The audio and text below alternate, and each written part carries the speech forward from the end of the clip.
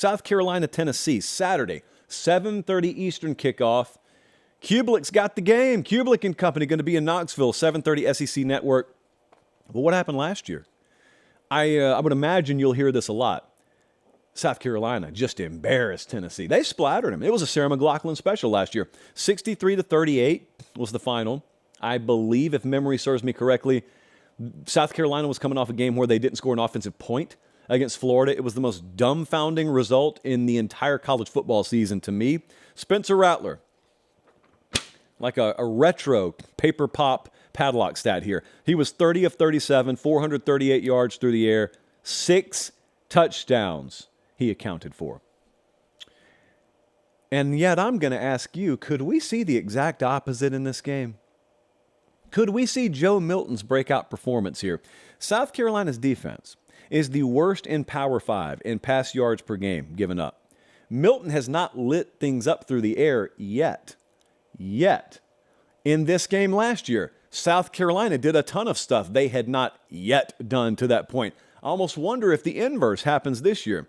South Carolina's defense has given up 10 passes of 30-plus yards. That's 119th in the country.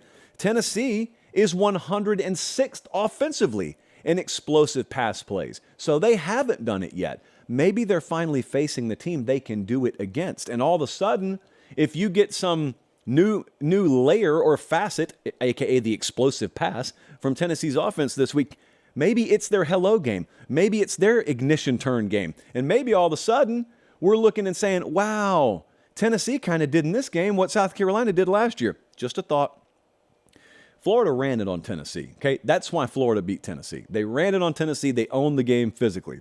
South Carolina, to this point in the year, 2.3 yards per carry. That's dead last in the SEC. Now, there is reason to be optimistic that maybe they're finding some things at running back. Tennessee's defense, though, 4.2 yards per play allowed. That's the best in the SEC. You don't think that about Tennessee, do you? Tennessee's defense has not been terrible this year at all. There is a key player in this game. On one side, it's Milton, and certainly it's the quarterbacks. But if I were to go beyond Spencer Rattler, Xavier Legette has just become like an all-American star at South Carolina. That dude has more receiving yards than the next 5 pass catchers combined at South Carolina. So I don't want to overstate the most obvious point in the world.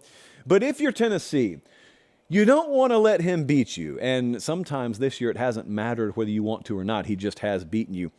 Tennessee's gotten, defensively, 16 sacks. That's third in FBS this year. South Carolina, 127th in sacks allowed. You'll notice I keep on giving these key metrics, and they keep on tilting Tennessee. So, Colin, I figure it's about time to show what Vegas thinks and what the model thinks. Vegas has Tennessee at 11.5, minus 11.5 right now. The model is bullish, and it's bullish on Tennessee. So just as we sat here 2 weeks ago, and the model said Florida's going to beat Tennessee outright, that same model is now saying not only is Tennessee going to win, Tennessee's going to cover. Helpful number from Jesse and company. Tennessee is 13-1 under Heupel when scoring 30-plus points.